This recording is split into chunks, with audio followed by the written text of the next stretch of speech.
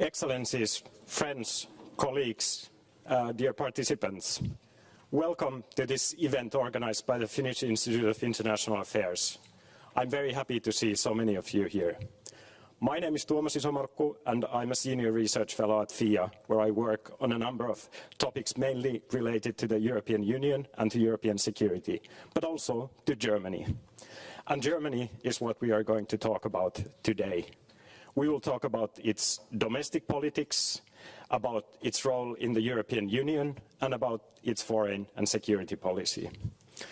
Well, since you have decided to spend your morning participating in this seminar, I guess I don't have to justify to you why it is important for us here in Finland to follow what's going on in Germany. But just in case you might harbor any doubts, let me give you a few good arguments. So when we talk about Germany, we talk about the country with the world's third biggest GDP in absolute terms. When we talk about Germany, we talk about the country with the biggest population and the biggest economy in the European Union, and the country that makes by far the largest contribution to the EU budget. All this gives Germany substantial institutional power within the EU. Moving to a different field, while we in Finland tend to perceive Germany as a country that does not pull its weight in terms of security and defense, it is worth remembering that measured again in absolute terms, Germany has been the most important European supporter of Ukraine in its fight against the Russian invasion. Moreover, again looking at absolute numbers, at least according to NATO's own calculations, Germany is now the European NATO ally with the highest defense spending, having surpassed the UK. For us in Finland, Germany has been and remains among our most important trading partners, which means that what happens in the German economy has both direct and indirect implications for us. And finally, through its geography, Germany is directly involved in the security dynamics in the Baltic Sea region, even though this may not always be the first thing on German policymakers' minds. All this is to say that what happens in Germany matters and should matter to us here in Finland. Now, regarding our discussions today, the focal point will, of course, be the upcoming German election, which will take place on the 23rd of February, less than 2 weeks from now. This election will take place under quite extraordinary circumstances, both domestically and internationally. First of all, it is an early election brought about by the collapse of the so-called traffic light coalition of Chancellor Olaf Scholz. Early elections are actually quite rare in the history of the German Federal Republic. In fact, if my calculations are correct, this is only the 4th time that Germany organizes a snap election after the government has lost a vote of confidence. Secondly, even though this may sound strange, it is actually also quite exceptional that a German chancellor would lose power at an election. That is an outcome that seems very likely in this election, considering that Chancellor Scholz's Social Democrats currently poll only at around 15%. Before him, only Kurt Georg Kiesinger in 1969, Helmut Kohl in 1998, and Gerhard Schröder in 2005 have lost the chancellery after a Bundestag election. It is safe to say that the electoral outlook has never been this challenging for any chancellor in the history of the Federal Republic. Thirdly, the German party landscape has been transforming gradually since at least the 1980s, with the traditional powerhouses of German politics, the center-right Christian Democrats of the CDU-CSU and the center-left Social Democrats of the SPD witnessing a slow erosion of their vote share. This was highly evident already in 2021, when for the first time ever, these two major political forces combined received less than half of the votes. Such an outcome seems even more likely this time around. There is even the possibility that these two combined would no longer have the majority of the seats in the German parliament, talking about Zeitenwende. What makes this situation even more extraordinary is, of course, that a sizable part of the votes lost by the major players in the German politics have gone to the far-right AfD, which is polling at more than 20%. There have been other far-right challengers in the history of the Federal Republic, but never one that would have been as successful as the AfD is today. How to deal with its rise continues to be one of the major and defining questions for Germany's mainstream political parties. Externally, Germany is affected by the very same developments that we here in Finland are also grappling with. Russia's war in Ukraine, the fallout of the devastating war in Gaza, increasing strategic competition between great powers, the weakening of multilateral institutions, and the unpredictability and assertiveness of the new US administration under Donald Trump. But these developments are perhaps even more difficult for Germany to grasp and to deal with, because they challenge the very core of how Germany has approached and thought about international affairs during the last decades. Now, all of these are issues that we can hopefully address in this seminar. I hope it will be an informative and insightful one. At this point, I would like to yield the floor to my colleague Marko Sitti, who will moderate today's discussion and introduce our main speaker. Thank you.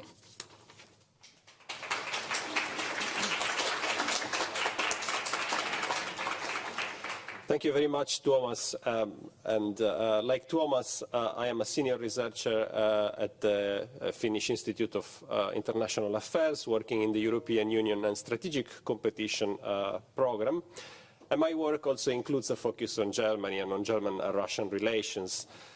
So welcome to this FIA seminar on Germany's perfect storm, a structural crisis for the EU's engine, question mark. We will see if it's appropriate to have it or not, that question mark, soon. Let me also point out that together with several colleagues from my research program, we co-authored a briefing paper, which is available. It's circulating in the room. If copies are over, then you will find it on the websites. So my colleague already introduced the topic and the key issues that our excellent speakers will address today. Before I introduce them, let me flag once again the key questions that we highlighted in the seminar description. What are the main political and economic developments in Germany on the eve of the 2025 parliamentary elections? And what are the likely repercussions at the European level, including prospects for German leadership in the European Union? So the seminar will discuss these issues inevitably against the background of Donald Trump's return to the White House and the worsening geopolitical environment. So with no further ado, let me introduce our speakers. I will actually introduce them one by one before they speak. And let me start with our guest from Berlin, Nikolai von Ondarza, who is head of a research division of European Union Europe at the Stiftung Wissenschaft und Politik, so the German Institute for International and Security Affairs in English. His research focuses on EU institutions and political systems, European political parties and democratic legitimation of the EU, and post-Brexit relations between the EU and the United Kingdom. So Nikolai will tell us about the current state of German politics on the eve of the election and possibly more. Nikolai, the floor is yours. And you can maybe come here as you prefer.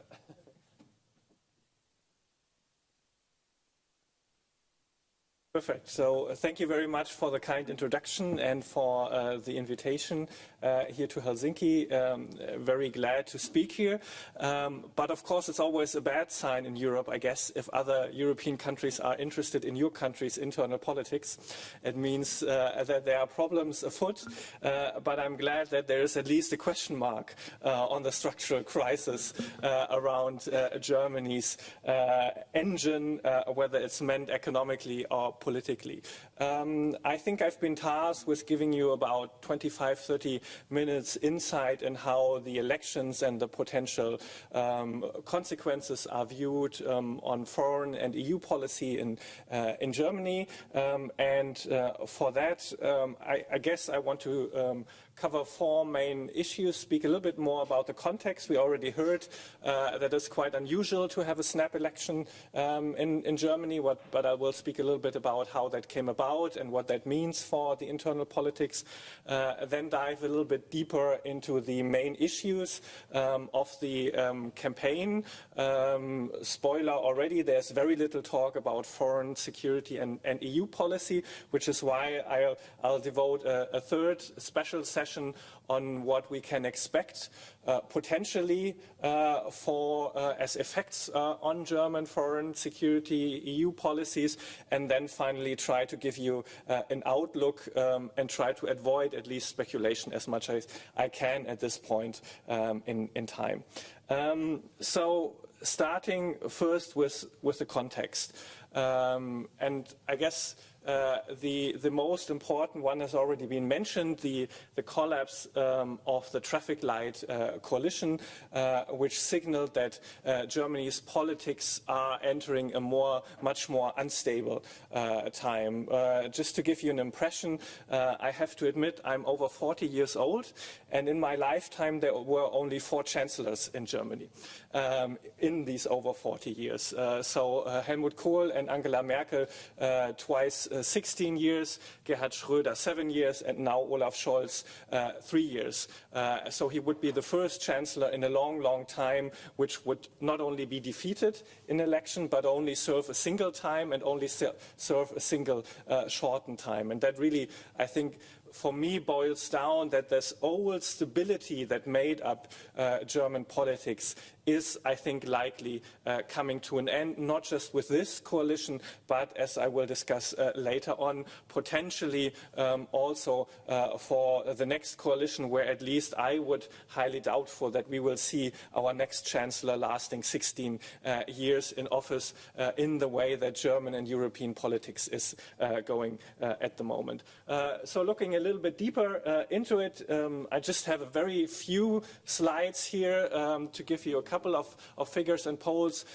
This one, for those who do not speak German, is the polling on how satisfied Germans are and were with the current government over the course of the last 3 years. And there you can see at the beginning there was a little bit of a honeymoon with the new 3-party coalition, even amongst the German public. And then basically since the middle of 2022, it has gone down and down. And the inflection point was not last year, but 2023. And that, for those who haven't followed German politics closely, was the time of the heating law, where German parties, the 3 parties of the government, started this constant infighting between each other on the sort of specific subject of heating laws, on the heat pumps, but it became sort of one characteristic of this government, that basically these 3 parties were constantly fighting out in public and were therefore also very inward looking. What the government finally brought down, and that this might be interesting in our context, was a fight over the budget, where 2 of the 3 parties, the SPD and the Greens, wanted to declare a budgetary emergency, also to fund support for Ukraine, and the Liberals said, no, we need to cut in other areas, we cannot declare a budgetary exemptions, we need to keep with a strict budget. And this was what finally brought the government down, and I think this also foreshadows, when I'll talk a little bit later on about foreign security and defense policy, where some of the future problems for the next government come in. So next to that sort of government infighting, I think it's important to mention for the context the darkening economic outlook. Here you said sort of the structural crisis. I think the mood in Berlin and Germany at the moment is also very fatalistic in a sense. The German economic model under pressure on several fronts, no longer cheap energy from Russia, problems with exporting to China, the German car industry under pressure from Chinese competition, and now added on that Donald Trump with his tariffs. So quite a lot of insecurity about the economic performance. And then the usual problems that many other European countries faced, high inflation in recent years after COVID and the Russian invasion of Ukraine, rising housing prices. So that all puts together an economic outlook where Germany was on recession for the whole of sort of combined last year, and also the economic outlook for the next years is at least not pointing to much dynamism. And then finally, I think I should also mention that there's been a lot of discussion in Germany about a loss of influence on the European level.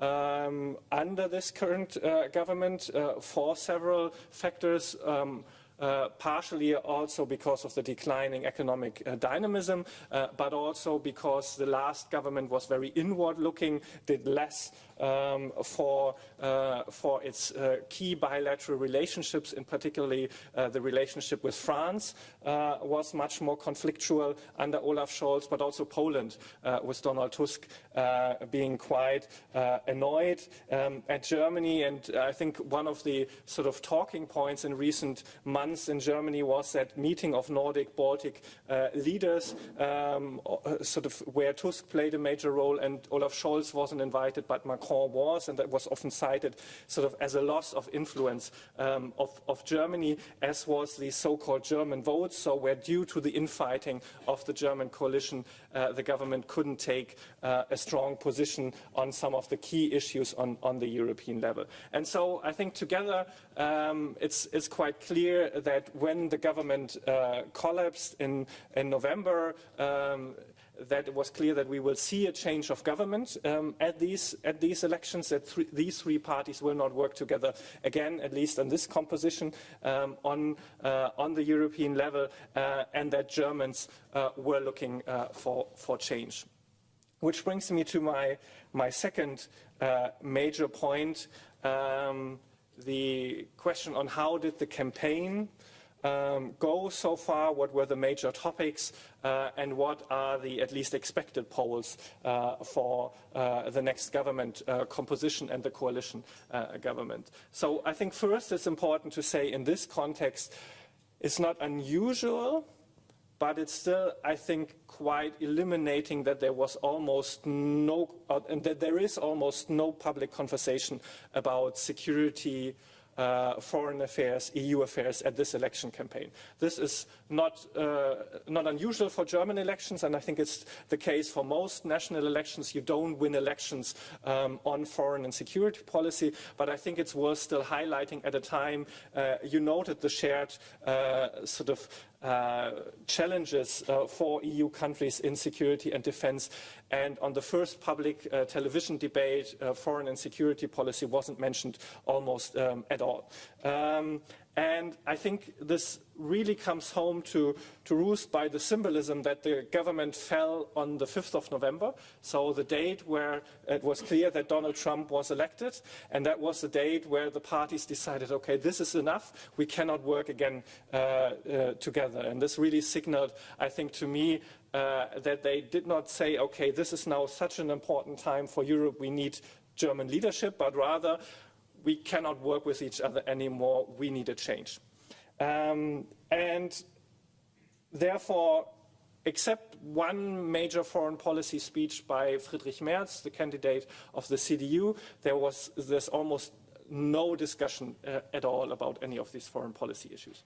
What are the discussions about? I guess there are only really two major topics that have been dominating the German campaign. and those are connected, and those are migration, and how to deal with the far-right AfD, and whether the so-called Brandmauer, the firewall against the far-right, will sustain. This is not the way the parties planned it. So Friedrich Merz, the most likely next chancellor, wanted to focus on economic issues, but after the two, I think it's fair to say, terror attacks of both Magdeburg and Aschaffenburg during the campaign, the latter in Aschaffenburg, where an asylum seeker attacked a group of kids. They were so horrific that the focus really in the German campaign has been almost exclusively on migration. And in response to that, the CDU in particular decided to really harden down on its migration policy, and also, and I think this may turn out to be the pivotal moment of this campaign, decided to use one of the last sessions in the Bundestag to introduce a motion that would call for significant hardening of German migration policy, including some which many legal scholars think would be incompatible with EU law, and to do that even if the majority would be only possible with the far-right AfD.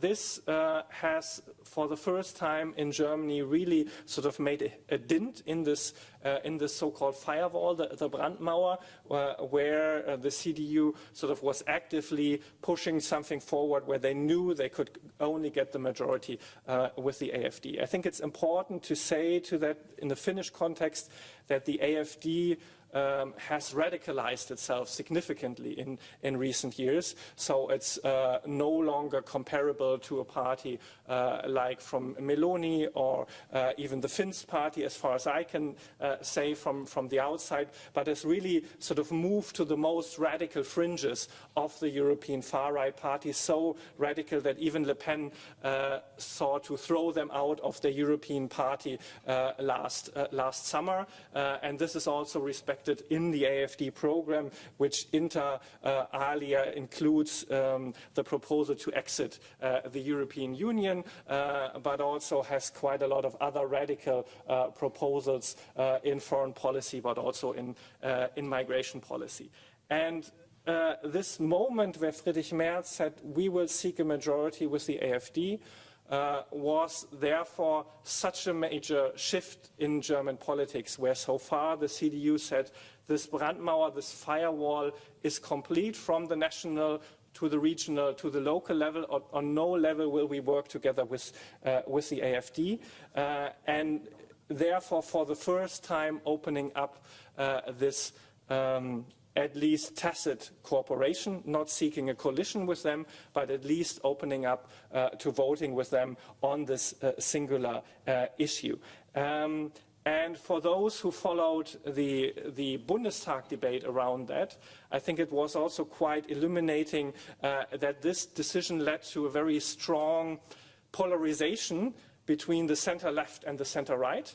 Rather than sort of a polarization between the democratic forces in parliament vis-à-vis the AfD. Which brings me to the polling, which you will see here. I hope that even in the back you can see the polling. We don't need to go through all the numbers, but I think a few points are important, especially when we discuss later on foreign and security and EU policies. So this is just the average of polls since the election for about the last year. You can see that the last point, basically since November, polling has been comparably stable for a national election campaign. And it's very clear that the CDU is expected to be by far the largest party, and therefore also expect to lead the next government. And we also already hear the SPD of Chancellor Scholz is polling around 15–16%, so at best could be a junior partner. Secondly, if we look at the sort of dynamic in the campaign, there are a couple of clear winners and losers. So the clearest winner so far is the AfD. Which have risen from around 15–16% in the polling average last year to over 20%, in some polls over 22%. So this focus on migration, but also on the Brandmauer, has certainly more benefited the AfD than other parties.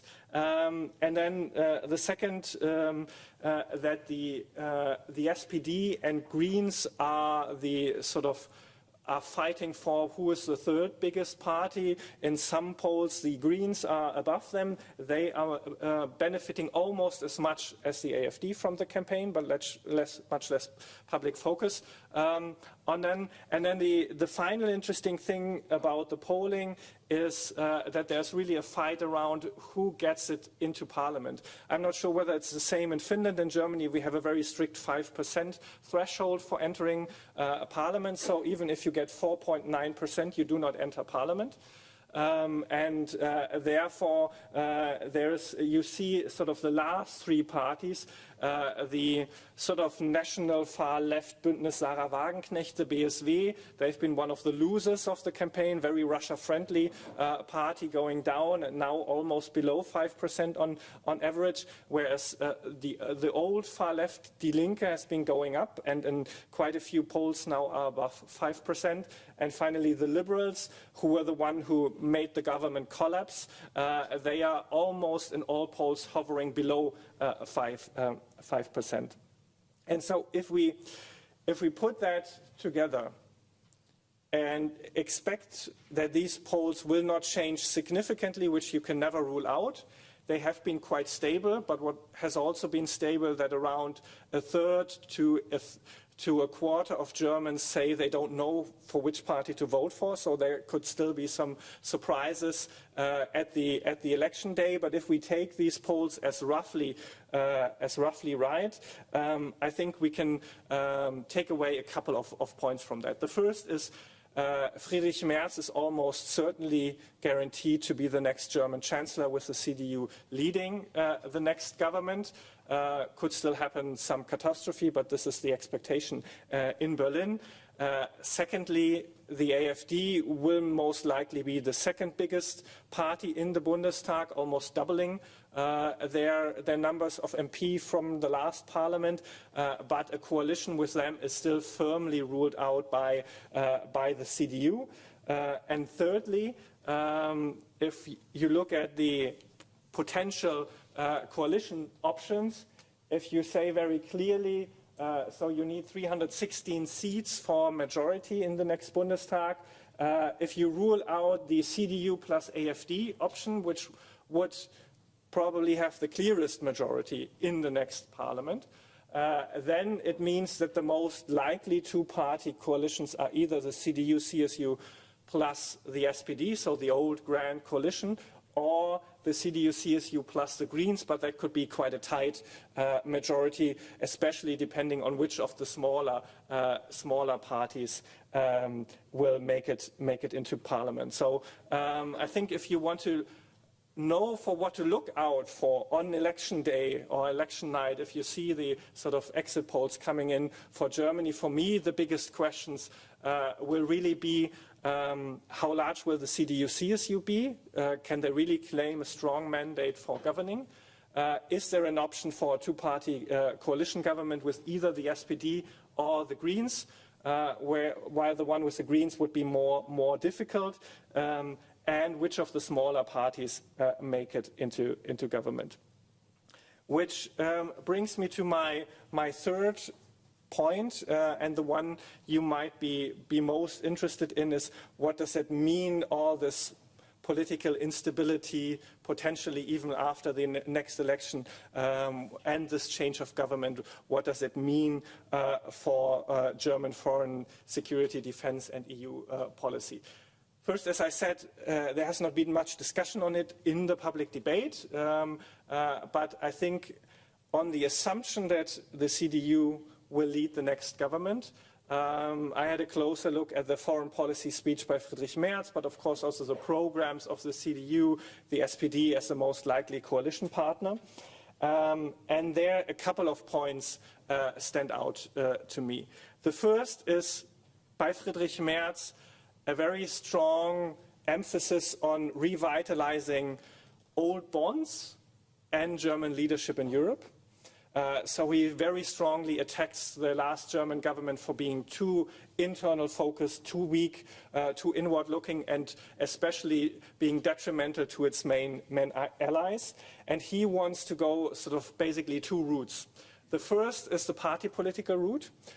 So here you have an image of the EPP, European People's Party, meeting in January in Berlin, where Friedrich Merz brought them together to get the support for his campaign. And I think they envisioned this to be the future leadership of Europe.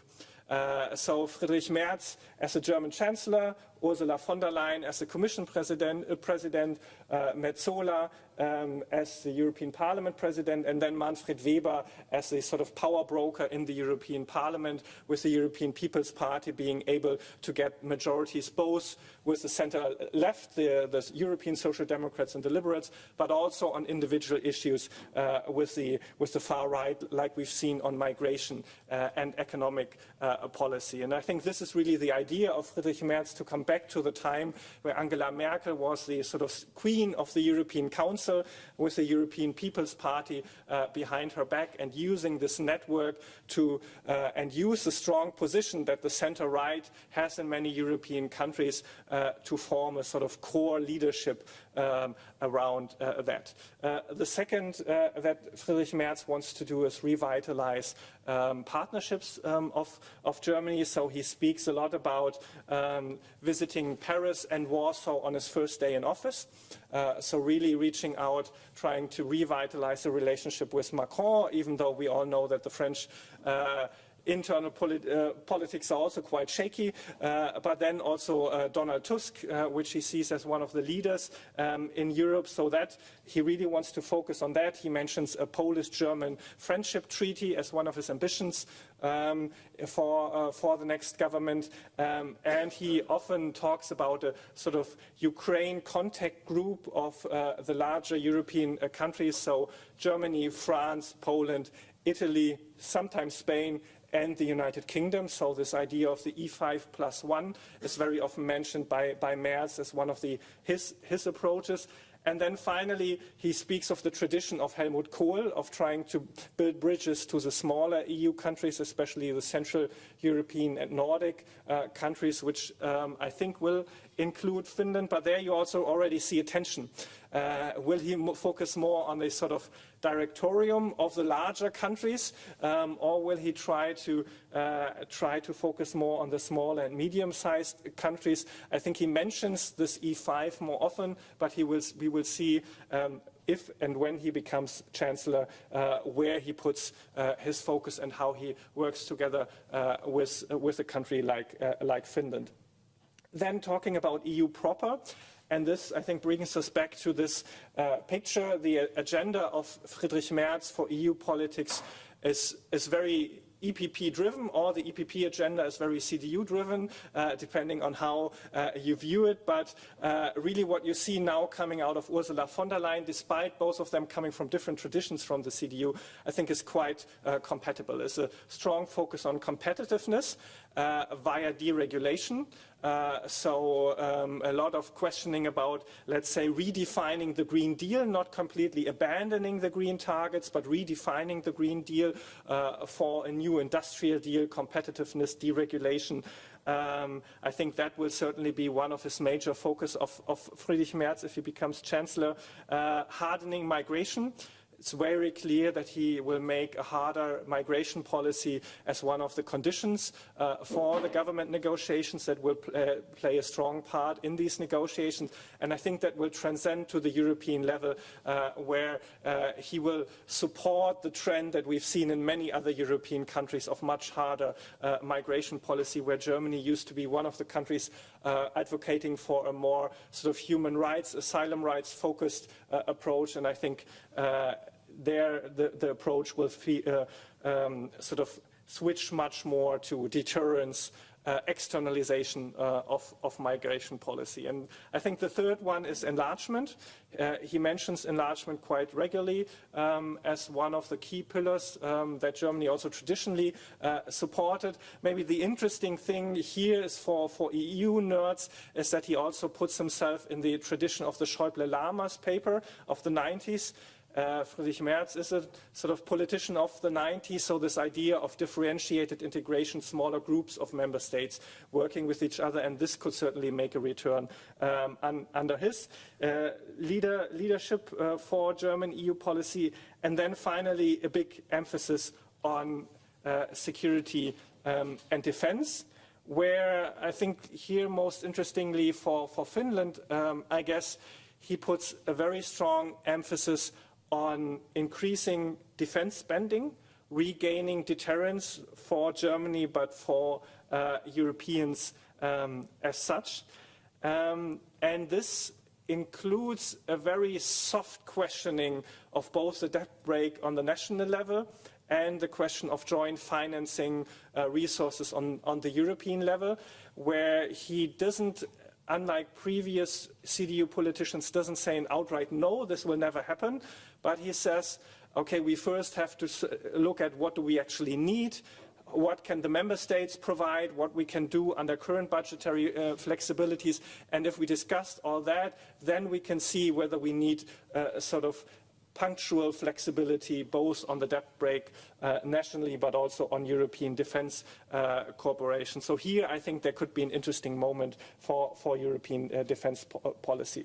Where he is also much clearer than Olaf Scholz is on Ukraine. So he quite clearly, I don't know if you followed that, Olaf Scholz always says Ukraine must not lose the war, but he never said they must win the war against Russia. Friedrich Merz has called for the Taurus long-range missiles, sort of giving to Ukraine, and he has also clearly say Ukraine must win this war. But he still also says Germany must not become a party of the war. And so what I would expect under him is a little more sort of switch to those who want a firmer stance on Ukraine, very clearly against positioning against Russia, but not a 180-degree fundamental change of the German position. And in any way, we will see where Ukraine and the war stands by the time his government comes into play, depending on what the Trump administration does. Which brings me to my last point here on foreign and security policy, transatlantic relations. There, I think he's also very close to the approach of Ursula von der Leyen, which says, sort of, on the one hand, Europeans need to do more for our security, and we Germans should be there at the forefront, investing more. But we should give a self-confident response to the trade measures, say we can also adapt significant tariffs, but we want to negotiate, including for buying American LNG gas or American weapons. So I think he will try to reinforce that trend. But I sense sort of there are also some difficulties for him because he comes from a very transatlantic mold within the CDU party, and I think is not really as far sort of willing to question the cooperation with the United States, depending on how aggressive they become vis-à-vis to the EU. And this is finally connected to China, where Merz speaks of de-risking but doesn't promise a major change of German-China policy, still wanting to uphold economic ties. I think I'm running out of time, which is why I will shift to the outlook and maybe bring together three points from my discussion. And the first one is Germany will take its time. We are already talking about snap elections where the government collapsed in the beginning of November and the snap elections are taking place at the end of February. So Germans like their process, everything has to be in order, and so even for snap elections you need all the different sort of procedural steps, whereas other countries like I think Ireland did it in 2 weeks, or Macron in three weeks. That's maybe a little bit too hasty, but Germany already took its time for the snap elections. And Germany usually also takes its time for forming a government. Here you can see the statistics, how many days it took for the last German government from the date of the elections to when the chancellor was sworn in. And you can see that German coalition negotiations have become more complicated since we no longer have clear coalitions of the left or the right. And the last ones, the biggest one was in 2017, where the first was this Jamaica three-party coalition talks that collapsed, and then only we got back to a grand coalition. And so even if we assume the 2013-2017 dates of roughly 80 days, that would bring us to mid-May. If it's more complicated, so in the case there's no clear two-party coalition, then I think we could even assume something like June or later. So I just want to warn you that the length of coalition talks with sort of scoping out talks, then the coalition talks, then sometimes the ratification within the political parties could take some time. Second point, I think Germany will not escape the European trend of a rise of the far right, even if Germany's far right is the most radical now almost of all European far right parties. But an Austrian scenario, in my point of view, is still unlikely. I mean, we're even now not sure whether the Austrian scenario will even happen in Austria anymore. But I think for Germany, the breaking of the taboo of voting on a single issue for the AfD is, I think, as much as will happen around this election.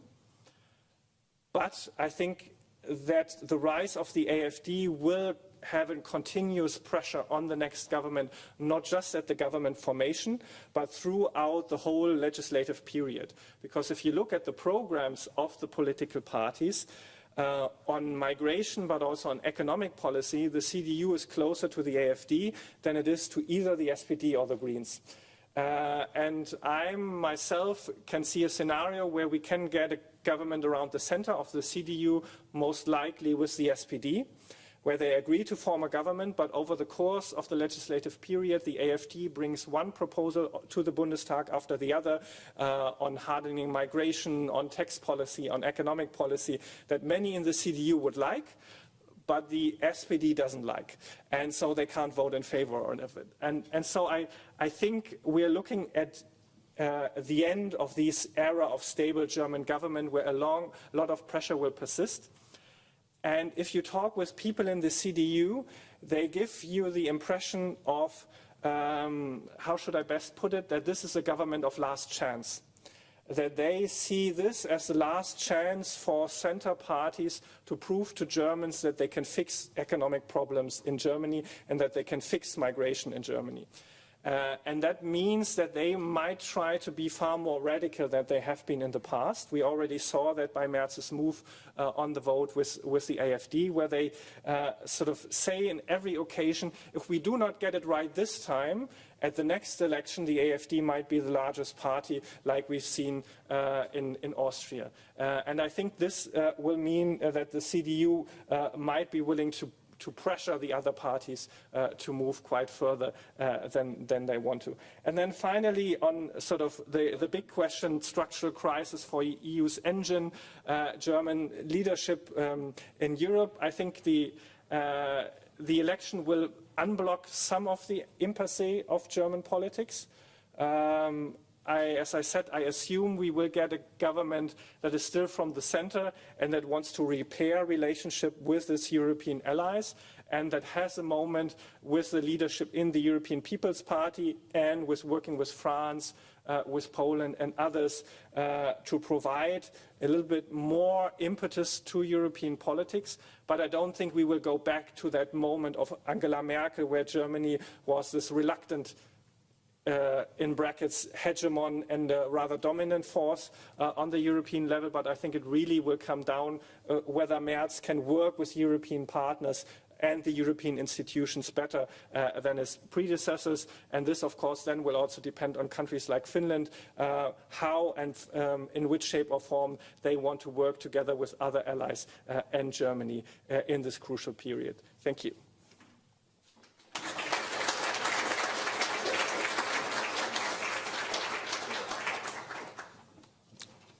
Many thanks, Nikolai. There is already a lot of food on the table thanks to your excellent presentation. And we continue immediately, but just a quick reaction. In your slide on the election trends, you had quite strong variation for the main parties. I saw plus 2.9% for the AfD, the far right, minus 2.4 of the CDU for the Christian Democrats.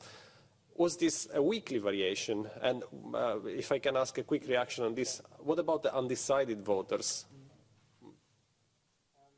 So this was, maybe I should have explained that better, that was the variation of the average of polling from when the government collapsed to today's polling, so sort of how the polling changed over the course of the campaign. And so that I think that was, for me, instructive to show that over the course of the campaign, really the big winners were the AfD, then the Greens, and now a little bit Die Linke, whereas the CDU, which went into sort of as with the head start into the campaign, has suffered a little bit, around 2 to even 3%, and some of the polls even slipping below 30%. Okay, thank you very much. And undecided voters, by the way, are still a big group, if I understand correctly. Yes, so there are around, depending on the polls, a third to a quarter of German voters. And this is why I said there's this paradox of polls being quite stable, but also the swings on election day could still be significant. And maybe to pin it down, one of the interesting points, why have the Linke, the left, risen so much in the recent 2 or 3 weeks? And many people argue that sort of the discussion about the Brandmauer has sort of mobilized voters on the left more than it has voters for the CDU, and that this has contributed to a shift from undecided to Die Linke, especially amongst young people. So there's still quite a big dynamism in play at these elections. Thank you, thank you. I ask this question because I understand that even these small variations could impact MPs' numbers and so on. Okay, thanks. I just quickly checked the room to see if there are swift reactions. We will have a discussion at the end, of course. So if there's no immediate point, then I would right away move to the next presentation. Comments by my colleague Sanna Salo, who is a postdoctoral fellow in the European Union program at FIA. She has a PhD from the European University in Florence from 2017, and she has also worked at universities in Maastricht, Stockholm, and Helsinki. Before joining us at FIA in 2022, Sanna was an Academy of Finland postdoctoral fellow at the Center for European Studies at the University of Helsinki. And Sanna has been doing comparative work on the center-right and the far-right, or better, how the center-right has dealt with the rise of the far-right challenge in Finland, Sweden, and Germany. So this is a very topical research focus. And we'll hear more from Sanna on this. Please, the floor is yours. Do you prefer to come here or? Maybe I can just stay here. Yes, so Nikolai was pretty exhaustive in his speech, but I will try as a comparative politics scholar to take a bit of a broader perspective and to bring Germany's case into a bit of a broader context and provide some sort of horizontal comparison. I think where Nikolai left it he really proves that he shares my understanding of what's going on in the sense of this being an sort of an end of an era period for Germany. And this type of period, I think, is where many of Western European countries and countries elsewhere with a bit of variation find themselves. And there tend to be certain things that happen in countries in this type of in these kind of periods, based on my observations. So we often speak of Germany through a lens of exceptionalism, for good reasons as well. It's big. It's big in population-wise, but it's also big regarding its political and economic impact for Europe. But in this case, what's going on in Europe is really not exceptional. It may be exceptional for Germany, post-war Germany especially as such, But the way I see it, it's really reflective of a broader trend, which doesn't make it more, which doesn't lessen its significance, but makes it more significant, more dangerous, because it's such a general trend that we see. The trend of the rise of the far right, which in itself is just a manifestation of a broader trend of fragmentation of political spaces. The governance difficulties, these uneasy governing coalitions that cannot really make cohesive or functional policy, which then further adds to the fire of popular discontent. We see this all around the place, and certainly in the countries that I have studied. I have not yet studied Germany that much. I have studied the Nordic countries more, but we see similar trends in both cases. So what is this trend that I talked about? What are these things that tend to happen right now in Western European countries and are now happening in Germany? Well, first of all, as I mentioned, the rise of the far right, I think, is just one manifestation of this trend of party systems being fragmented. So the catch-all parties of the industrial era, like the German SPD, the Social Democrats in general, the center-left, or the center-right conservatives, the Christian Democrats, fail to act as these catch-all parties they used to be, these popular movements that capture such significant parts of the electorate that they can govern in an ideologically coherent left or right coalition. We've seen this happen in a lot of countries. Let's take Sweden as a case, for example.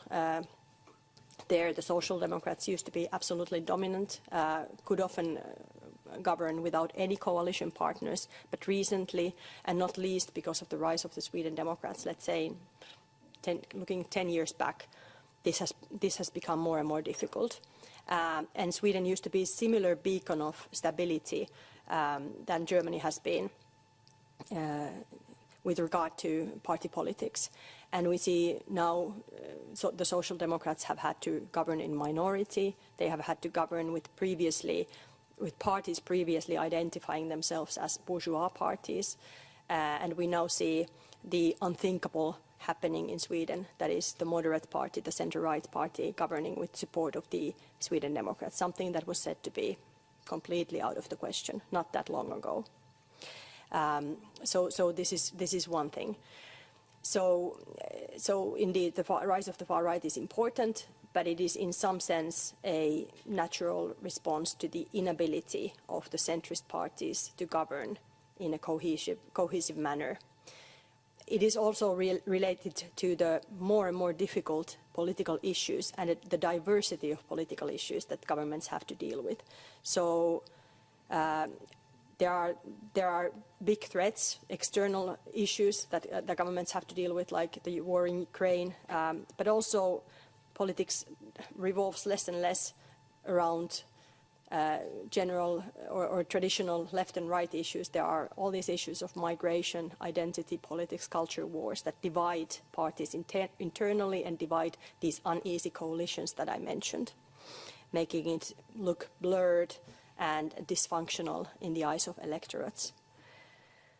And then there are indeed dissatisfied electorates. There's a strong sense of injustice based on several factors, of which the geographical one is a very interesting one, and one that we see in Germany a lot. So the West-right division in terms of German voters being dissatisfied with democracy, not trusting democracy or democratic institutions is big. I don't have any numbers here, but it's sufficient to say that the Eastern voters in Eastern states trust democracy and political parties and democratic institutions a lot less than do the Western German voters. And this is directly shown also in the support for the AfD, such that the Eastern states support the AfD considerably more. So this sort of internal fragmentation of countries as well in terms of voting behavior, population's grievances, is also something we observe in many countries, the US being a case in point as well. So So this leaves the centrist parties in a very tight spot, and one where they very often respond with doing the necessary, coalescing with partners that are not really fitting their ideological profile, and then sort of increasing this spiral of proving rather dysfunctional in their governance and increasing voters' dissatisfaction. I have studied particularly how political parties, centrist parties, tend to respond to the far-right challengers. This sort of form of coalition is one, but I've observed that there seem to be these trends, almost like chronological sequences of responses that unravel in many contexts. And we can, if we think about it this way, we can see Germany as being in one place in time currently, and Sweden, for example, being in another place, which resembles something that Germany might end up being in 10 years or not. So first, there seems to always be ignorance. So trying to silence the far-right party to death, not speaking about it, ignoring the issues, saying that these don't matter. This is just some weird event in our democracy that is going to pass if we just ignore it. Then, when that doesn't work, the next thing is exclusion, building this firewall against the far-right party, where we have now currently been in Germany, for example. And rather than debating with the party, debating about it. So this is also what we now see, as Nikolai mentioned, in the German campaign, that it is about the Brandmauer as such. It is about the AfD, but it is not a debate with the AfD as such. Well, then this doesn't seem to work often as well, so then the party just keeps on growing.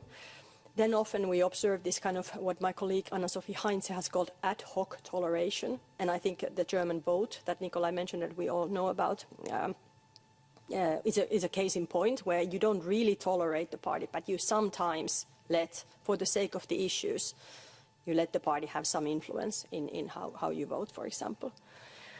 And at some point then you also start debating politically with the party. You, in a sense, you let it enter the sphere of normal politics and take it seriously as a normal debating partner. And then finally, in many cases, we have seen a sort of normalization, both in terms of the issues that the far right has been promoting, that these becoming more and more mainstream, and also eventually cooperation. Sweden being a case in point. The SD, the Sweden Democrats, has a similar type of background than the AfD, in the sense that it has originated in these almost neo-Nazi milieus and has been really ostracized for that reason in Swedish politics. It was considered to be, as I said, unthinkable that this party should ever be allowed in any government coalition, which it is not, but it is actively supporting the center-right minority government by the moderates, which is already a revolution in Swedish politics. So is this then a sort of prediction of doom for Germany? One very common response, which we have in some form seen even in Finland after the Finns party broke through in parliament, is exactly the formation of this kind of grand coalition that I now see also as a very likely option after the elections in Germany. This has been a very common, it's like a excluding coalition, so a coalition where the most common denominator is trying to keep the far right out. I think in the German case, the coalition's make or break point will be the economy. It will be very difficult for the SPD and the CDU to agree on how to reform the economy, which will be, however, necessary if you don't want more and more popular dissatisfaction and growth at the margins of the party system. So I also think that the government negotiations will be very difficult. In other countries, we have seen these kind of grand coalitions or some sort of, let's say, left-right coalitions built across the ideological aisle and be quite dysfunctional, as I mentioned, because obviously they have very hard time agreeing on anything, particularly in my experience about the economy. Somehow I feel that these cultural issues of let's say, identity politics and also migration issues can somehow be solved with creative solutions.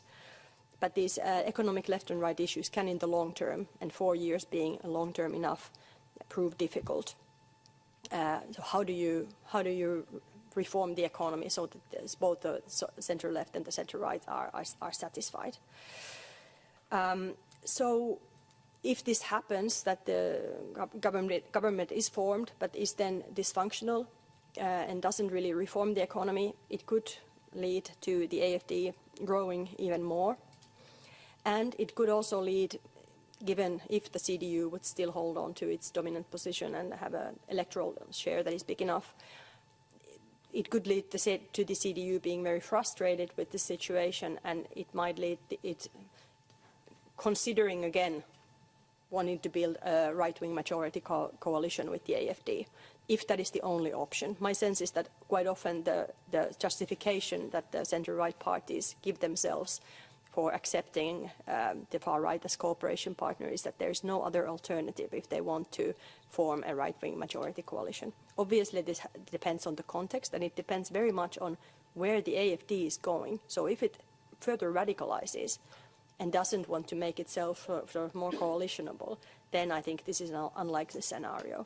But if it then starts to cleanse itself of its most extreme parts, which is what the Finns party has done, which is what the Sweden Democrats have done, then it, I think, has it's more likely that it could at some point, not now, but in 4 years, say, be a coalition partner, that it could be considered. But then, indeed, this internal transformation would need to happen.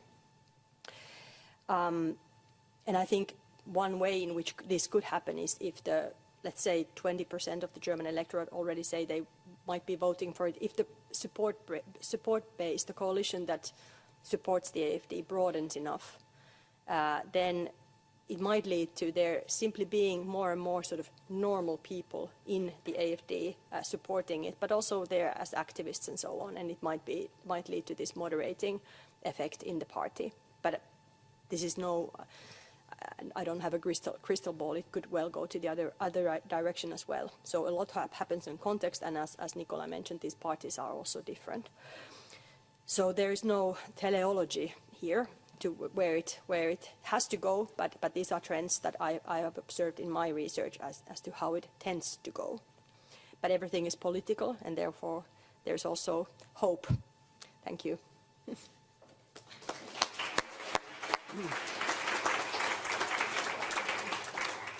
Thank you very much, Sanna, for raising some very important issues. I see also the risk of, the right seeing its positions vindicated by the center moving in that direction and not necessarily de-radicalizing its positions, as you also mentioned. And I also wonder what this will mean practically. Maybe we can discuss later in terms of EU values. There was a lot of discussion on migration. We should remember that the core of the, let's say, issue is crossings from the Mediterranean, which is the deadliest migration route in the world. So the EU has a lot of issues when claiming to be leading in values. And having this situation at its borders. And I also wonder what it will mean, like this shift towards the right or cooperation with the right in terms of fundamental issues like climate policy, equality policy, as well. What will be the general trend domestically, considering that we already hear outrageous statements coming from the other side of the Atlantic of all sorts, worse than in the past. But thank you very much for opening up this debate as well. I won't take any more time because now I want to introduce our next speaker, who is also a senior researcher in the European Union program at FIA and also a German citizen, Manuel Müller. His research focuses on supranational democracy and institutional reform of the European Union, and his interests also include the EU as a community of law, the European public sphere, and narratives about the purpose and finality of supranational integration.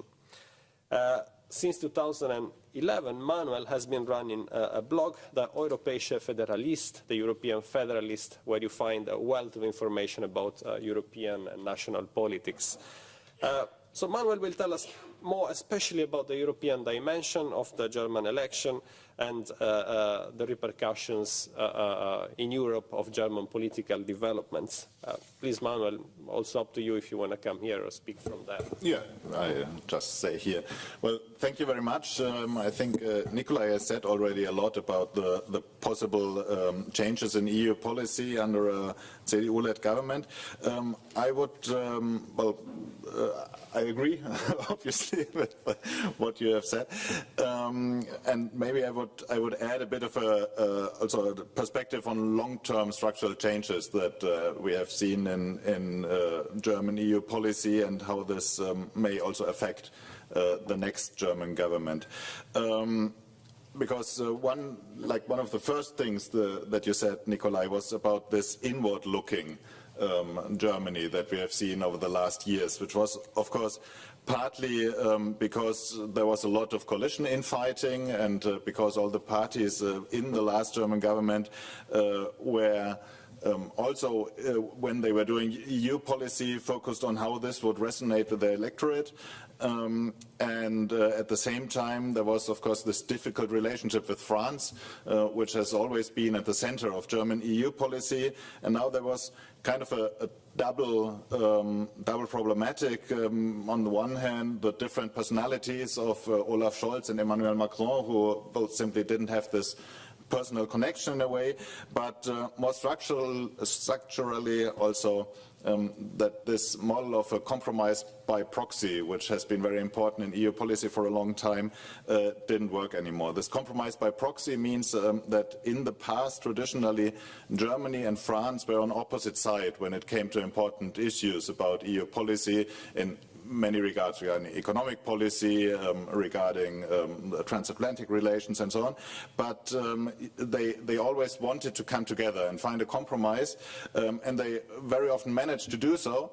And then very often, because Germany and France had been in different camps at the start, this compromise found between these two biggest countries in the European Union also worked for the rest of the member states. So a German Franco-German compromise was also a compromise that worked for the EU as a whole. And this quite clearly didn't work out over the last years. Very often, especially in the context of Ukraine, Germany and France were seen as part of the same camp, and a Franco-German compromise was not necessarily accepted by other member states, and even more so, France and Germany were both seen as acting mostly in their own national interests, maybe with some European dimension still in mind, but this idea that basically you could trust Germany and France to find something that would work for everyone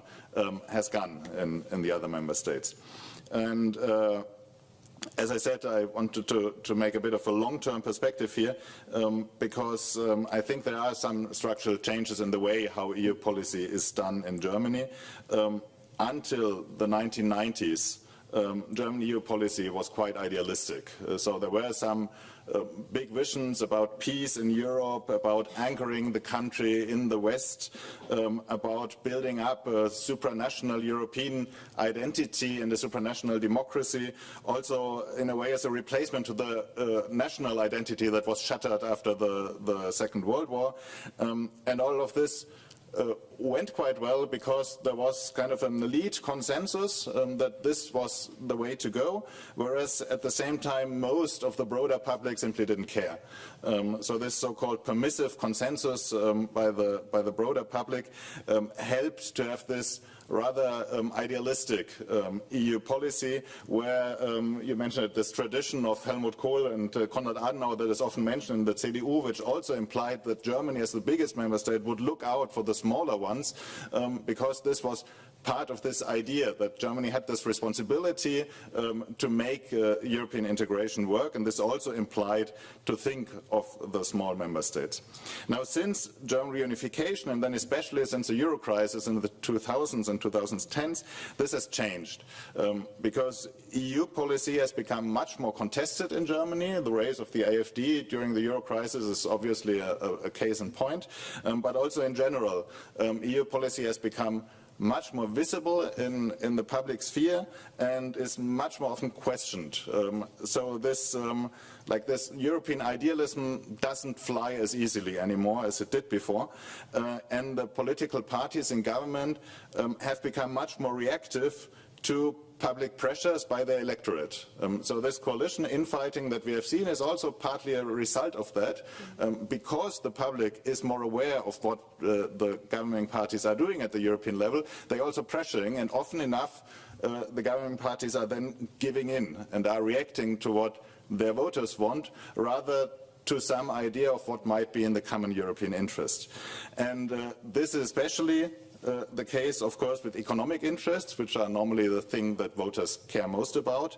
And also in the past years, obviously, this has been one of the main problems that Germany has had, with the cheap Russian gas gun suddenly, with a long-term underinvestment in infrastructure due to the debt brake, leading to a situation where, well, things like the German railway isn't really working anymore, and digitalization lagging far behind other countries, and of course then the general geopolitical uncertainty, which is also a problem for the German export sector, the trade relations to China being put into question and so on. So we have this kind of structural crisis of the German economy, which then also affects EU policy because it affects the electorate and it puts pressure on the German government. And now looking forward, the bad news is that this probably won't change quickly.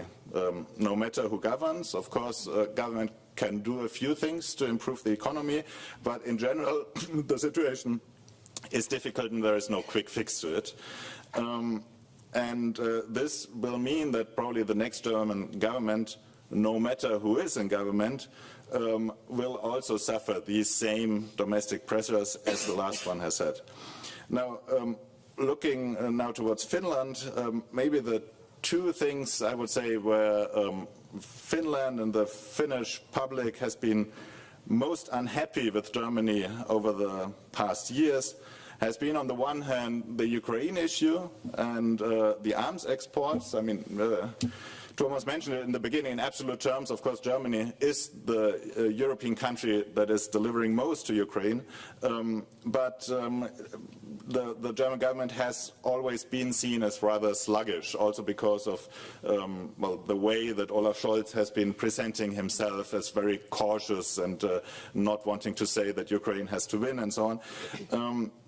And then the other issue that maybe has been important for Finland has been the issue of state aid and the internal market. After the pandemic, the EU has loosened its state aid rules so that governments can give more money to subsidize companies, and of course this helps mostly the larger countries who are simply bigger and have more money to deal out.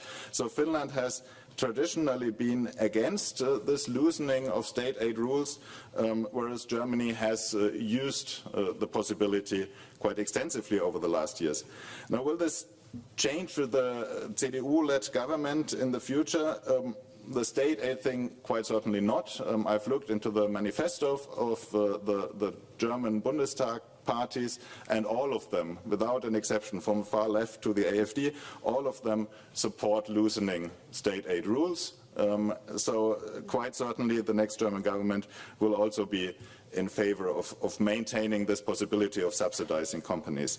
With regard to Ukraine, of course, as Nikolai has mentioned, the CDU has presented itself as much more hawkish than the SPD. It has been much more ambitious with regard to defense spending.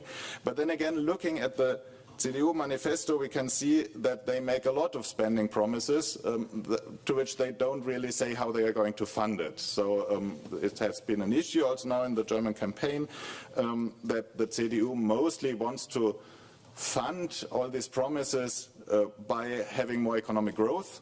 But of course, if this economic growth doesn't come quickly, then very soon there will be some crunch time as to what spending to prioritize. And of course we can only guess what will be the priorities then in practice, because it's not in the manifesto. In the manifesto we only see the promises. But my expectation would be that also in the future Germany in the end will always prioritize the interests of its export economy and react to domestic pressure. So while there may be more ambition with regard to defense spending, it remains to be seen how much of this will then really be implemented if, again, money is short. Now to end on a slightly more positive note, with this structurally more nationally oriented Germany, which is less and less focused on a kind of a common European interest, what could other member states do who are unhappy with this rather than just being angry at Germany? I mean, this is kind of a tradition. All member states like to be angry with Germany because this is like what it implies to be a powerful member state. But maybe there is something more that could be done structurally. And in this context, it's quite interesting that Germany is still among the member states that are most open towards EU reform, towards the idea of strengthening supranational institutions who do not have this pressure that they have to respond to a certain national audience, but who have the task of keeping the common European interests in mind. The last German government has been pushing, not very intensely, but they have, for treaty reform. And now we are hearing also from the CDU that they are opening up to the idea of joint financing, to the idea of having some reform with the direction of differentiated integration. And of course, these pushes for EU reform during the last years, as I said, have not failed because of Germany, but rather because of other member states. And now looking into the future, if these issues come up again, it might make sense for Finland to engage more proactively also in the issue of EU reform, because you simply can't trust Germany to always have a common European interest in mind when there are domestic pressures to act in a national interest. Thanks.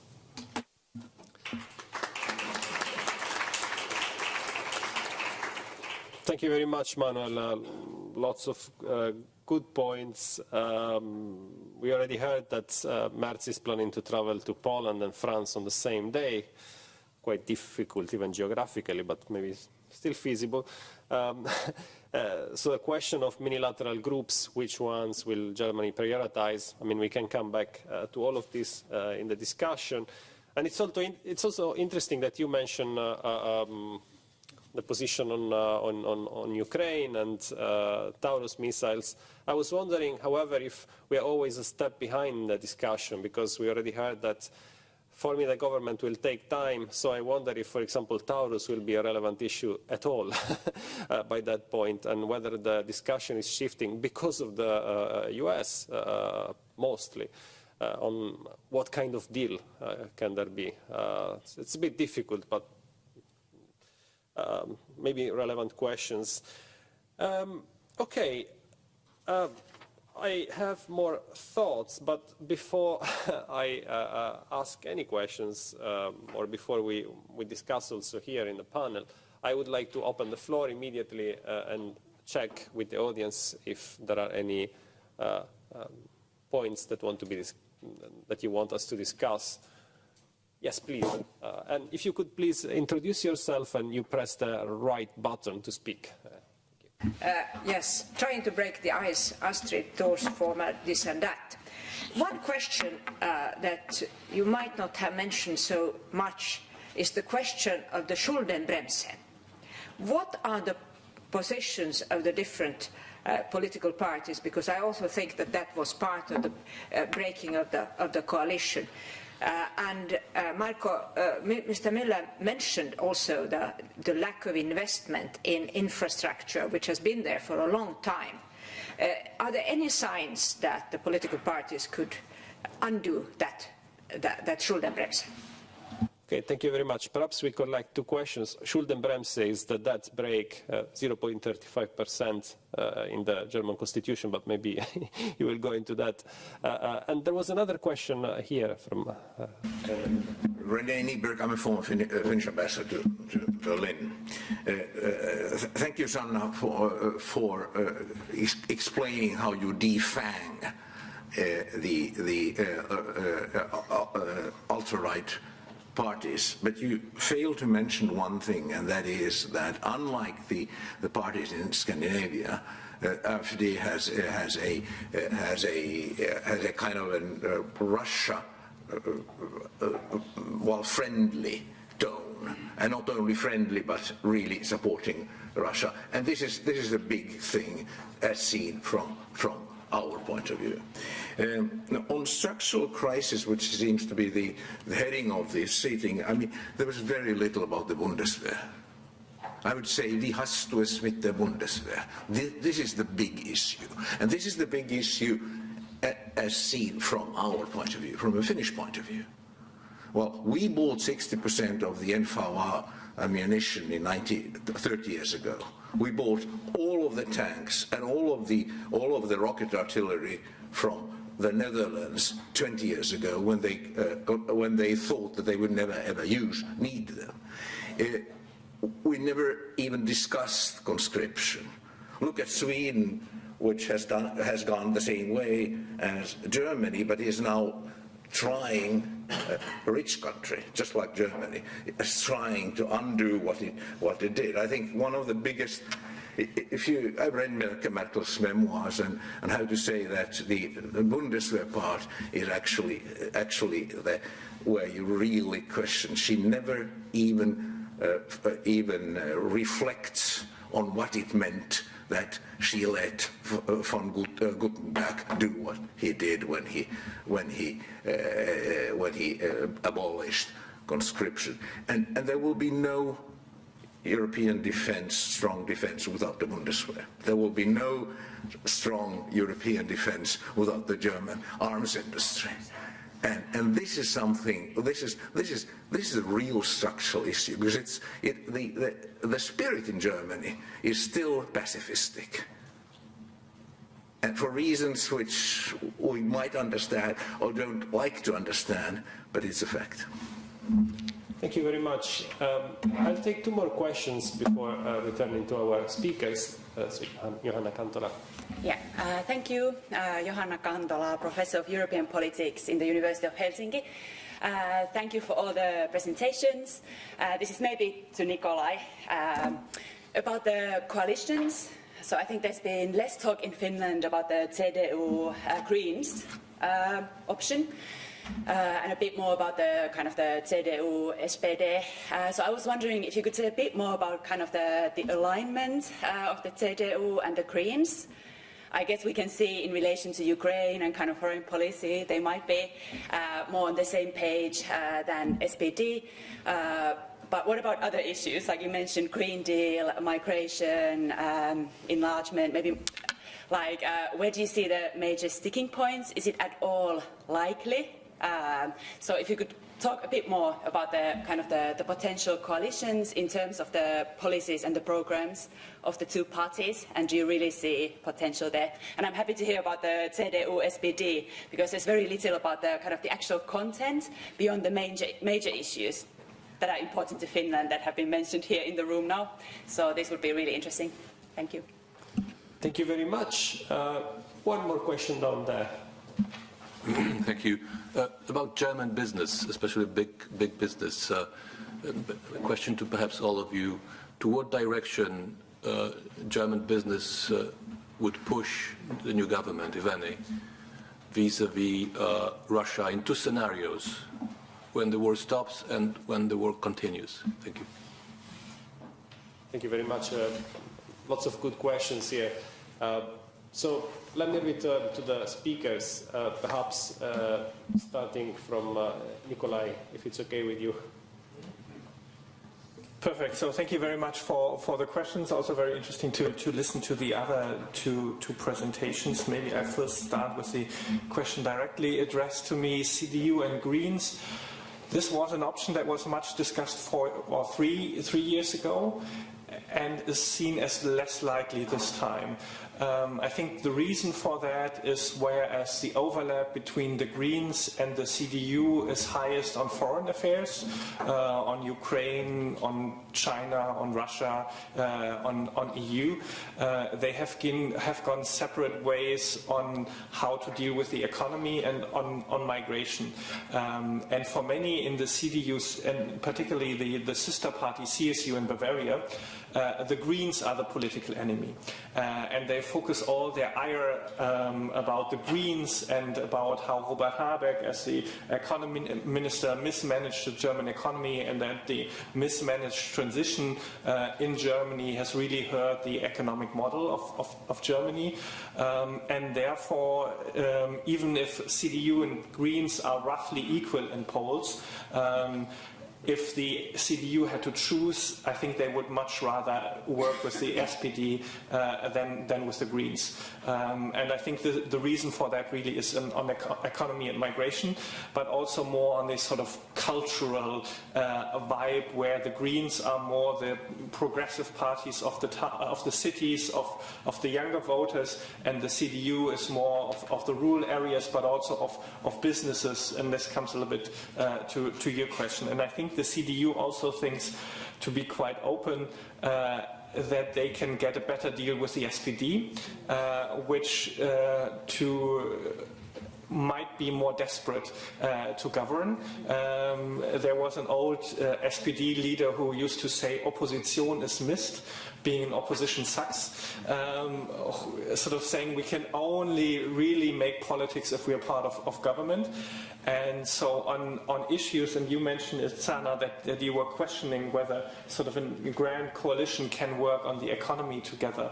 I don't know whether I would subscribe that to 100%. At least under Merkel, the SPD supported a lot of her sort of liberal economic agenda. And I think the SPD of today, which might be desperate to remain in government, might support quite far-reaching reform, including of some of the social questions and on migration, where sometimes the SPD now mentions the sort of the Danish Social Democrats as an example of where a Social Democratic party became harder on migration and was at least for some time successful on that.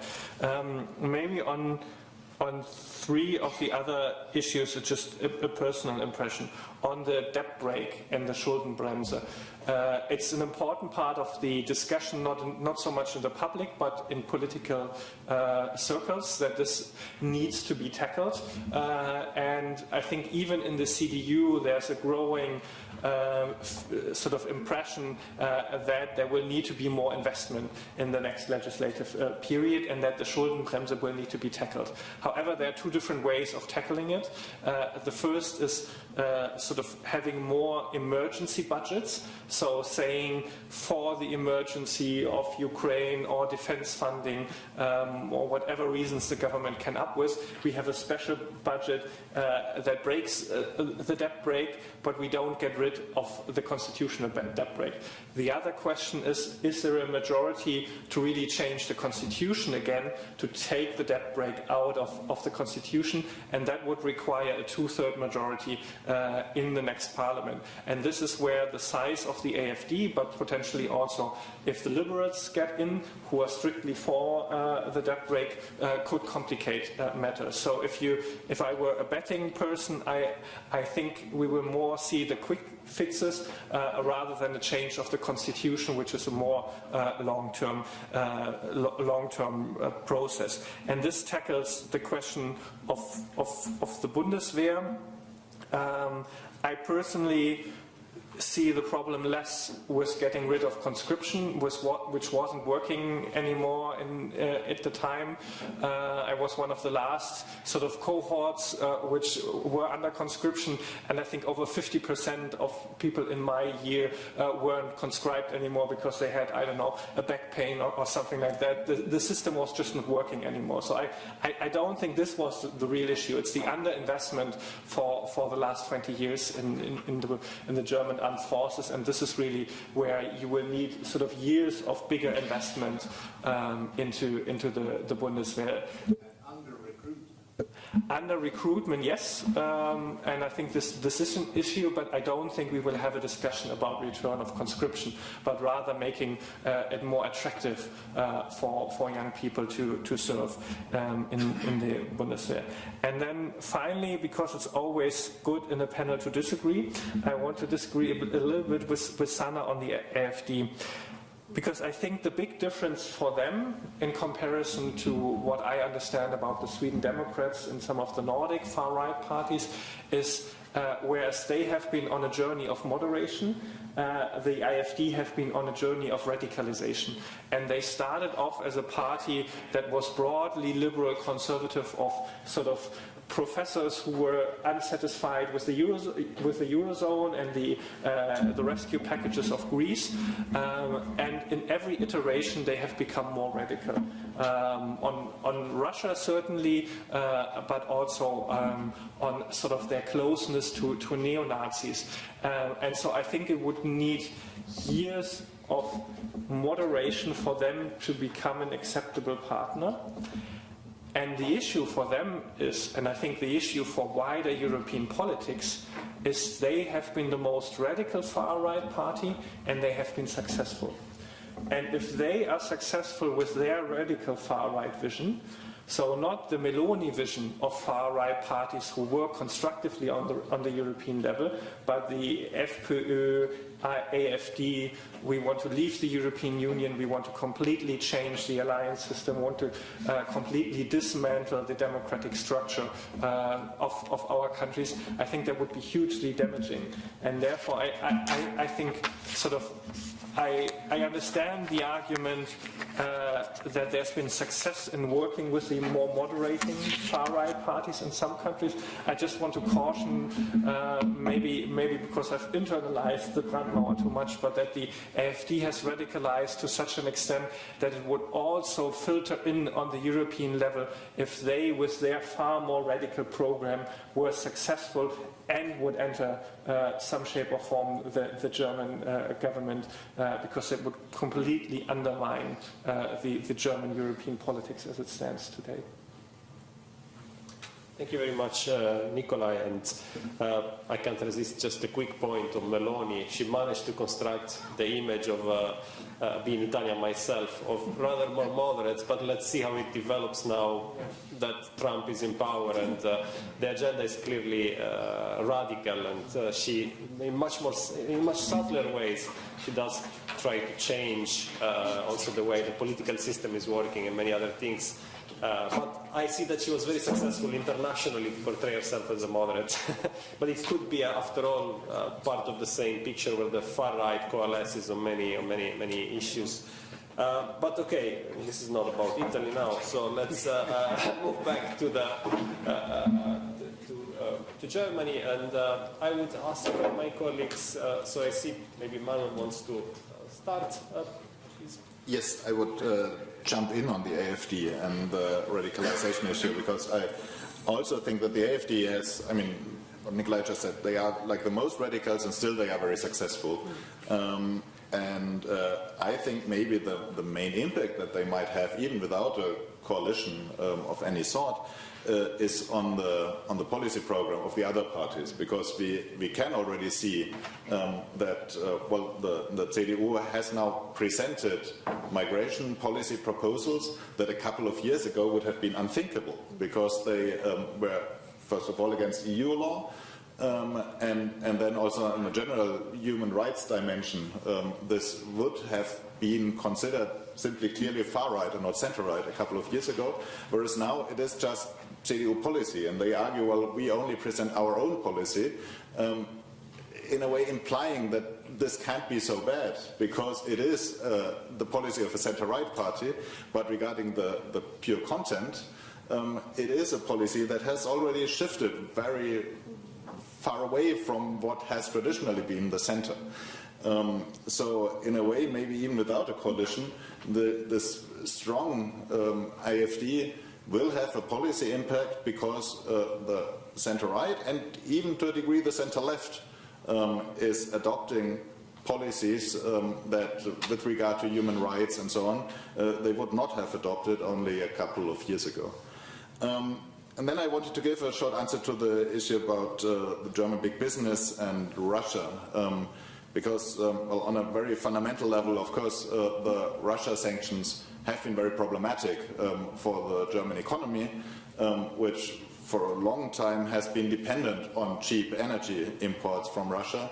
And also, of course, the German export industry likes to have open markets. Of course, Germany has supported the sanctions because of, well, geopolitical considerations, and the famous Zeitenwende, the invasion of Ukraine, was simply a shock. And also the German big business did not speak out publicly against them, because what has happened in Ukraine has been so horrendous that it was clear that very short-term economic considerations were less important in that very moment.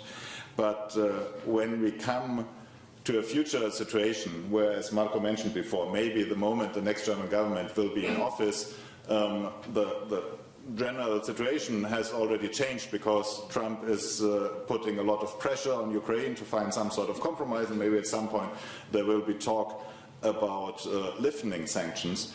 Then I would still expect German big business not to be extremely outspoken about it, but still to pressure that maybe one could lift sanctions rather earlier than later.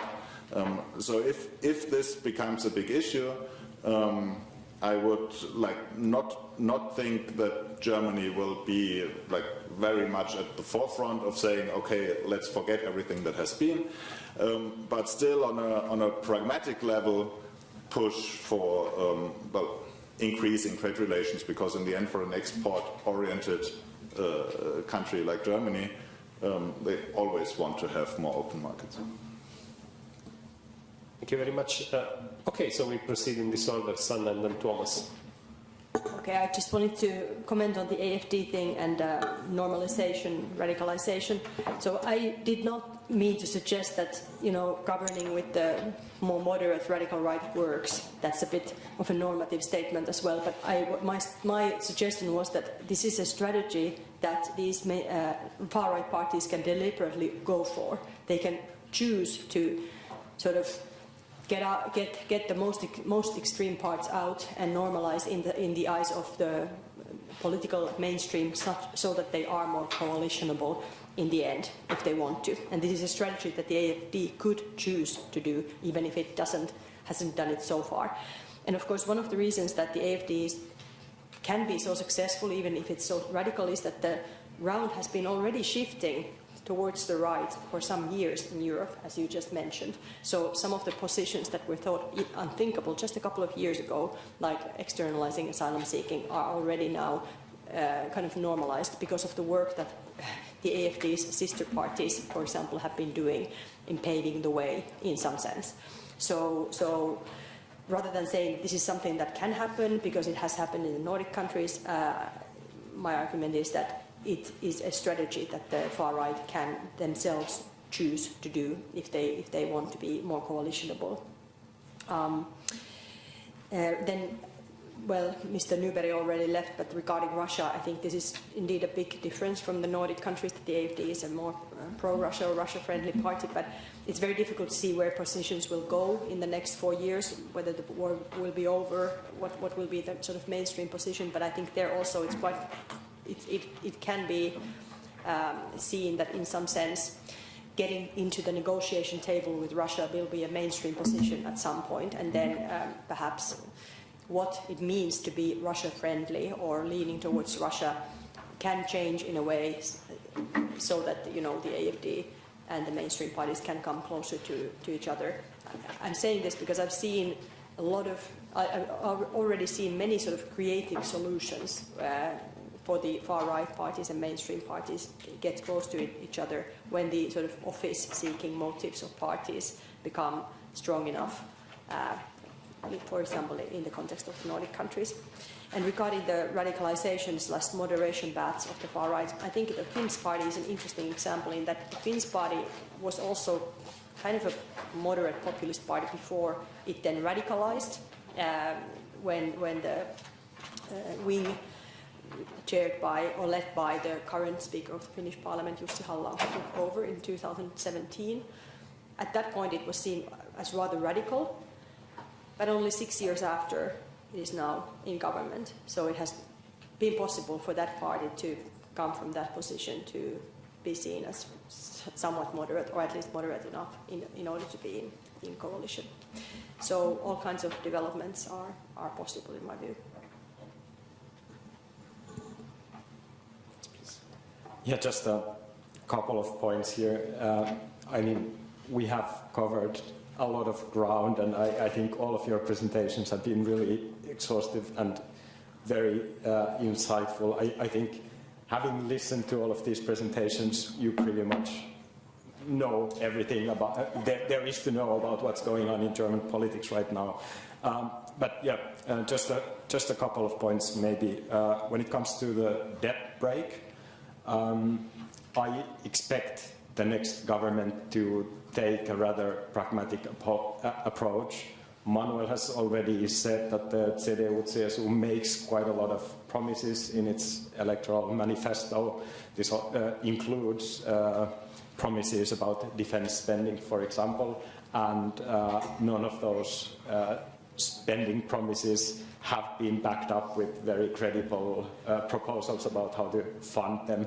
And I think actually the issue of defense funding, even though I don't expect Germany to become a very forward-leaning country when it comes to defense spending, I would still expect that could actually be one of the drivers that could lead the next government to just take a very pragmatic approach to the debt brake. Maybe, like Nikolai said, taking this kind of a short-term shortcut and just announcing a state of emergency for whatever reason. I'm sure there are enough reasons in the coming years to do that. That's definitely one option. Then when it comes to the possibility of a CDU-CSU Greens government, I would just like to add something that hasn't been maybe mentioned here, and that is that this is an issue where there are, of course, divides both within the CDU-CSU and within the Greens. Within the CDU-CSU, right now, we see the more conservative wing, which Friedrich Merz is a representative of, having the upper hand within the party. But there is, of course, also the more liberal part of the party for whom the Greens is definitely a potential coalition partner. We see that at the state level. There are several states in which the CDU-CSU governs together with the Greens. In Baden-Württemberg, actually in a coalition that is led by the Greens. So this is an issue where the parties are also split, and I think the same applies to some extent to the Greens as well, especially now after this vote in the Bundestag where the CDU-CSU sought the support of the AfD. I think it would be an extremely controversial issue within the party to govern together with the CDU-CSU, and it could definitely again bring out the sort of divides that have always been there within the Green Party between the so-called realist wing of the party and the more ideological part of the party. And then when it comes to the Brandmauer, a lot of excellent points have already been made here. Again, I would maybe bring this discussion also to the state level, where I actually see that what has happened in the Bundestag could have consequences, especially in some of the eastern states, where the AfD is simply so big that governing around it is increasingly difficult.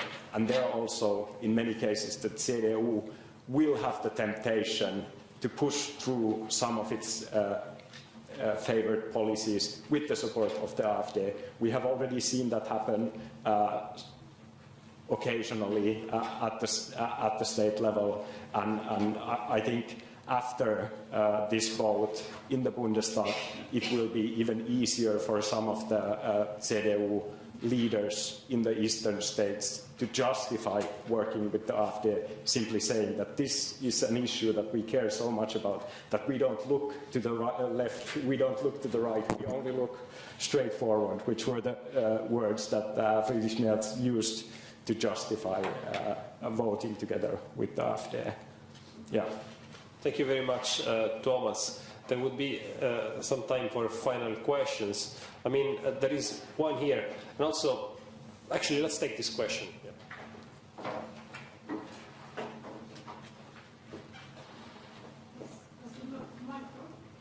Yes, thanks. Yeah.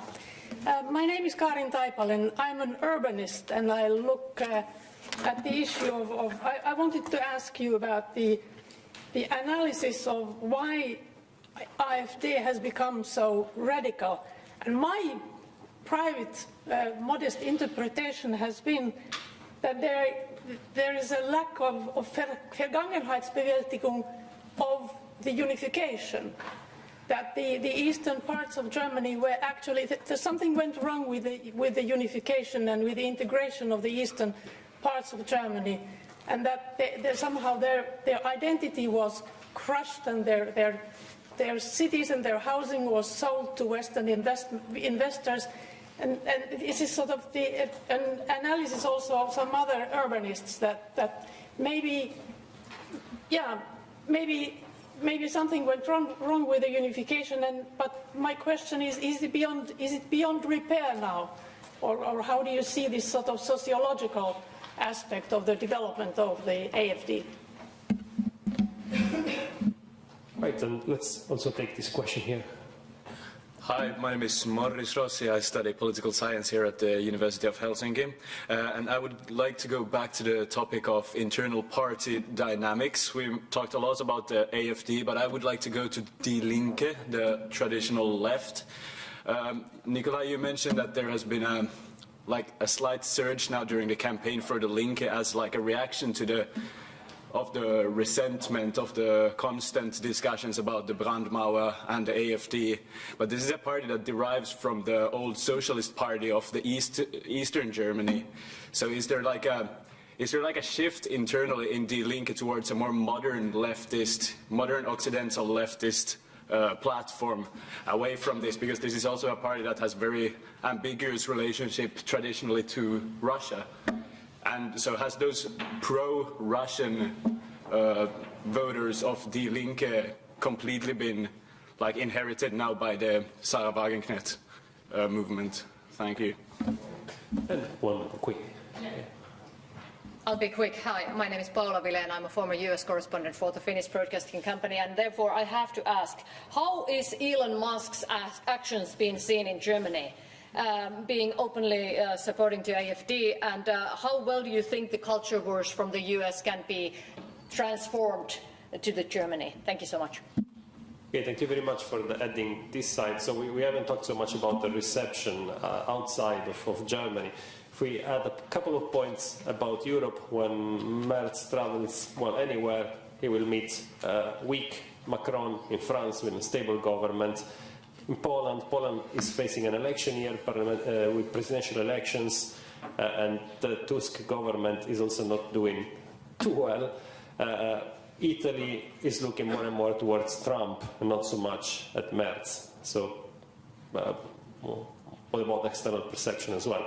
Okay, let's take these questions. You can choose whichever you want to answer, or if you want to take all of them. And again, we start with Nikolai. Thank you for the final round of questions. Maybe first on the AfD and the sort of East-West divide. I think I first want to stress that I'm opposed to the view that the AfD is only an Eastern German phenomenon. They have more voters in West Germany than they have in East Germany. It's just that many more people live in West Germany. So just the total numbers of voters are higher in West Germany than they are in East Germany. And I think, yes, it plays a role that they started very strongly in Eastern Germany, picked up the sort of anti-establishment votes that used to go to Die Linke from Eastern Germany. They picked that up there. But I think for me, really, what they were able to bank on about in recent years was during the COVID pandemic. They were the party which sort of brought the people who questioned the measures and the lockdowns together, and they were also very successful then to develop a sort of alternative media system where people who were frustrated with the sort of mainstream COVID debate went to get their news from alternative sources and stayed there.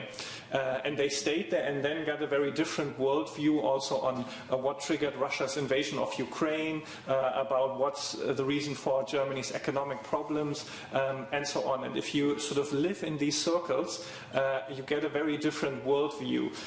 And I think this, for me, is a bigger part than just the East-West divide. And this is a real problem of German politics, maybe of European politics overall, how to reach voters which have completely left the mainstream public discourse and live in a completely alternative reality. And this includes migration. And here I just wanted to add the point that the normalization of the AfD migration policy has not only happened within the CDU, but also within mainstream conservative German media. So from tabloid Die Bild to sort of the Frankfurter Allgemeine Zeitung, they have called on Merz to push through with this vote and said these are the right policies, we need to listen to voters. And I mean, it's sometimes just these events, but I just want to mention sort of the sheer fact that there is an asylum seeker which was supposed to be removed from Germany and then attacks a group of kindergarten kids with a knife. That's just so horrific that it's hard in the public debate to come across that. And I think this was part of why the cooperation between the Greens and the CDU was so difficult at the moment, because the CDU says you cannot go beyond this. If this happens, we need a tougher migration policy. We need to be able to remove people who we deem as a problem for public safety. And I think this is sort of where this tension also comes from, and where there is a movement within the CDU to move beyond what you might call impossibilism. So the argument that you cannot do this on migration because of European law, you cannot do this on migration because of this national law. And I think this argument has been very strong in Germany for quite a long time, that you cannot do X, Y, Z because of some rules and regulations, and there's a very strong pressure within the CDU to say, no, we need to change some of these fundamental rules and regulations. And this brings me sort of to the point that you mentioned in passing on, could there be an issue for European values and rule of law? And I worked a lot on the UK, and there's almost sort of a clear tendency to move from tougher migration policy to migration policy that clash with the rule of law and European court rulings, and that bring countries into issues of rule of law. And Germany used to be a very strong proponent of the rule of law, but I can see a future where also a next German government has its own problems with European asylum law, European migration law, and that could be an issue. Not to talk too long, but I wanted to lastly address the question of Die Linke, because I think it's one of the more interesting effects of the campaign. And I think the decision by the Bündnis Sarah Wagenknecht, so this sort of nationalist far left groupings, which is right on cultural issues, left on economic issues, their decision to vote with the AfD in the Bundestag really did come down badly in a lot of their potential voters. And there are, I think, especially young voters who now see Die Linke as a sort of more progressive alternative. And I would not be surprised if they switch places. Sort of, they have been on different trajectories in the polls. And in the end, we will see, but maybe even the leaving of Sarah Wagenknecht and the old, more socialist far left will have helped the Linke to become a more progressive party. But on Russia, they are less strict than the BSV in their support for Russia. So there was a recent interview with Sarah Wagenknecht where she could not get herself to say that she's happy that Ukraine has survived as a country. She was pushed several times whether it's not good that Ukraine was successful in defending itself, and she could not get herself to say it. And in Die Linke, they argue against weapons delivery and against the diplomatic solution, but they do support the right of existence of Ukraine, and some of them have questioned the internal Russia policy. Not completely, but they are a little bit more on a journey, whereas the BSV is really hardcore. Russia can do almost no fault, and if children's hospitals are being bombed, that's the fault of the Ukrainians, and this is not the case with Die Linke, and we will see whether this poll movement turns out to be correct in the final election day. Yeah, maybe continuing on the Linke, I think another factor that was important there is that the Greens in Germany have moved towards the center very much over the last years and decades in a way. And within Die Linke there has always been one part of the party that wanted to pick up on that and in a way try to occupy the space at the Green left that the Greens were giving up when they were moving to the center. And there was another part of Die Linke which was more nationalistic, authoritarian, and in a way that split between the Linke and BSW, as Nikolai said, has been between these wings. But there has been so much infighting within the Linke about so many issues for such a long time that even now after the split, Die Linke is not, like they do not have a very clear position on many things. They are still infighting over a lot of things, like, for example, Gaza and anti-Semitism and so on. But now, of course, with this strong focus on migration, which also, well, in a way was a problem for the Greens because they want to move to the center, and the center has moved very, very far to the right. So the traditional pro-asylum, pro-migration policy of the Greens has become more difficult for the Greens to defend. And they have been, well, very balanced, let's put it like this, in the last days. So this has been an opportunity for Die Linke to suddenly be the pro-migration party, the only one that says we are defending human rights of migrants and so on. And I think this is part of why they are picking up steam now, because now they are in a way occupying that space. And in a way, this is related also, of course, to the issue of the culture wars, because one of the splits within Die Linke has always been this issue of the culture wars, because the BSW is clearly on the conservative right-wing side on all of these issues like LGBT rights and identity politics and so on. Whereas Die Linke is now occupying the other side and making this a strong point. To the question of whether the culture wars are present in Germany, whether they matter, they are very clearly present. So it is an issue that is much discussed, identity politics, all of what is related to that. Of course, also climate change in a way plays into that. As to the person of Elon Musk, I'm less sure about that.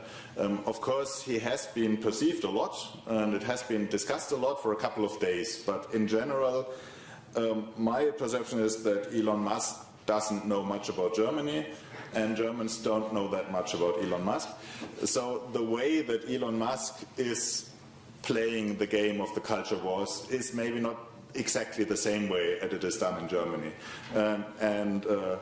As an interesting point is that before it all started, it was the liberals, the FDP, that tried to use the name of Elon Musk in their campaign, who said Germany should dare to be more like Elon Musk, because Elon Musk was associated to the idea of, well, disruptive innovation and so on.